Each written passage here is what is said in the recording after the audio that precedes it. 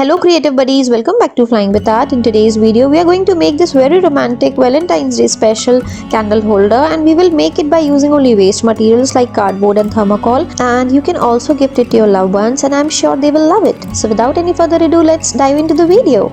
If you are new to the channel, it's so great to have you here. So subscribe to the channel and hit the notification bell and select all so that you get notified whenever I upload a new video.